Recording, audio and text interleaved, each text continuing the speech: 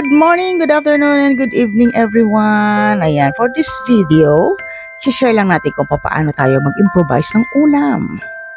Okay, para mabuo yung ating ulam, ayan, ito yung ating mga mixture. Meron tayong onion, franks, grind beef and chicken, pinaghalo-halo natin, ayan, para maano, lagyan na natin ng konting bawang para may lasa, o maalis ang lansa kung if ever may malansa man na mahahalo.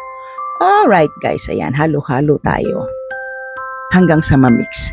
Yan, and thank you din ako siyempre sa aking chef na magaling mag-imbento ng ulam. Kasi naumay na daw siya na palaging franks, tapos magigisa lang kami ng mga grind chicken or beef, nakakaumay nga naman. So, eto na yung naisip niya na maiba naman tayo ng putahe. Simple lang siya guys, simple and easy to cook and to prepare yan. Inya lang, nakakangalay lang syempre maghalo, pero syempre food yan, grasya, kailangan trabahuin with the heart. O, di ba guys? So, ayan. Hahaluin lang natin na mabuti para ma-mix sila lahat. O, di ba?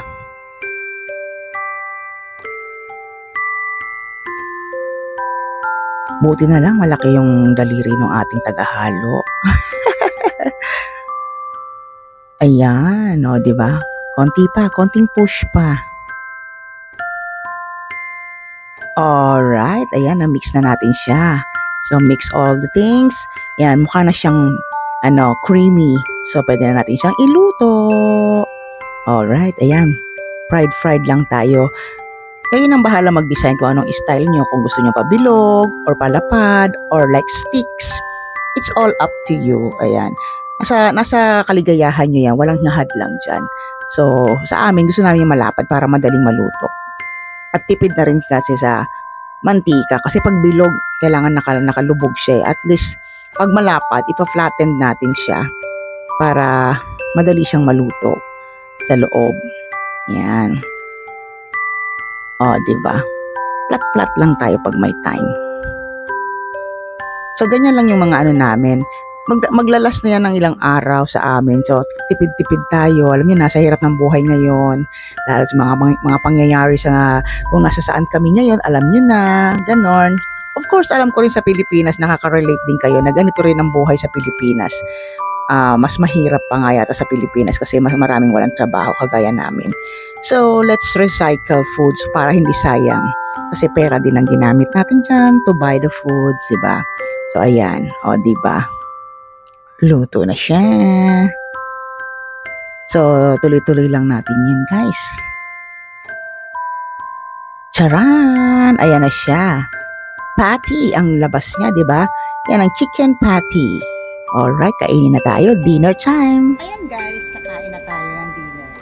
Tapos ang ating nakipag-ngaw-ngawan sa kabilang bahay. So, titikman natin yung ating nilutong patty. Beef and chicken patty with sausage. Ano lang yun? Recycle food. Para lang hindi masayang. O yan, diba? Ito. Ayan na siya. So, titikman na natin siya. So, I think mas masarap siya pag merong ketchup. So, kakain tayo ng may ketchup. Para mas yummy, diba guys? Kayo ba kumain na? Kami, kakain pa lang.